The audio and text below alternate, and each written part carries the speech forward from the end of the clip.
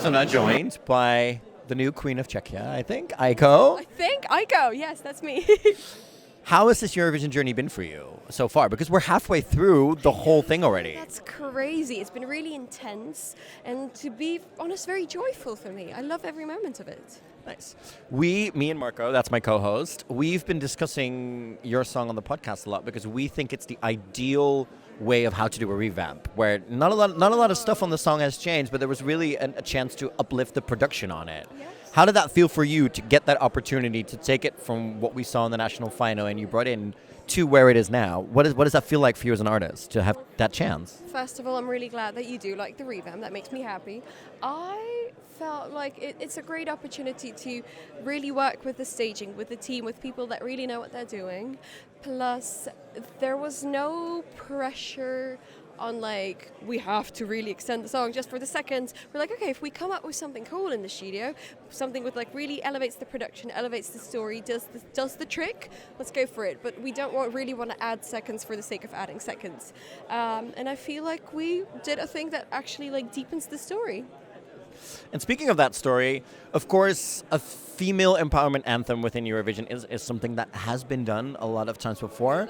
But you have a new original like concept about it. How did you find the starting point of the pedestal and building from there? How did you get to that inspiration? I was in a relationship at the time. I was not really happy. I was really angry at the time of writing Pedastal. So the actual lyrics came together in about an hour when it all clicked. And then we, with the team, thought that it would be a great idea to do the 5 stages of grief. When you go, I don't know if you know, 5 stages of grief, when you go through a breakup, when you go through something happens in life and you're grieving, you go through the 5 stages of grief. And we've already done denial, anger. Today we're doing bargaining. Bargaining is the one, because we were discussing on the podcast last week that when we heard about the fact that you're doing 5, we're like, oh, we wonder which one we're getting. So we're getting bargaining tonight. You're getting bargaining, and I hope that you actually see it in the performance. So you let me know then. Yes, we will. And it's all like coming into a big culmination in Malmö. And of course, what is this like for Eurovision artists? Like, because you win your national final and then you go into this like invisibility period until we see you again at the pre-parties, which is a lot of rehearsals, I think. What is that? What is that like for you as an artist to have that time just where you're focusing on that and there's no? Well, this can be sometimes a little bit of an extra impact into your energy and stuff like that. These pre-parties. Of course. To be honest, right now I'm a bit ill from all the pre-parties, but that happens. We'll be fit by Malmö, but. It's been a lot because I wanted to hear and filter the feedback and work with the feedback and take in what I want to take in, implement it, try it at a pre-party. It works or it doesn't, and then you implement the new things. So it really is a trial and error moment for me personally, at least.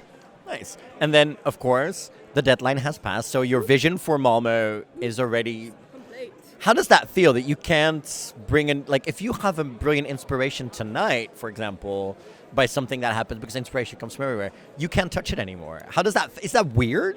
Can I be honest? It's not been touched since January. Oh, wow. So we've been sure about it, set and sure about it for a while. That feels good, because I feel like when things click and you're sure about stuff, you just keep it the way it is. Of course, we've been seeing a lot of different styles from you during the pre-parties, which I've been loving. Where do you get your fashion inspiration from? Ooh, like specifically for the pre-parties, I've been dressed by a specific person.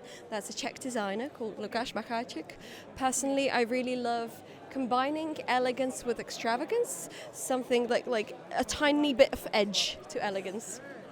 And then, of course, the final question. You've been getting to know this Eurovision class of 2024 a little bit. Who is the funniest and who is the one you're like, oh, we can like chill together, like we can have a relaxed time together? Ooh, with the relaxed time, it has to be... Who's like on your wavelength? I think like it's either the Norwegian people or the Estonians. We were chilling. Yeah. The last time we were playing a game until like 4 a.m. in the lobby. We were just like playing a board game. Nice. But who's the funniest?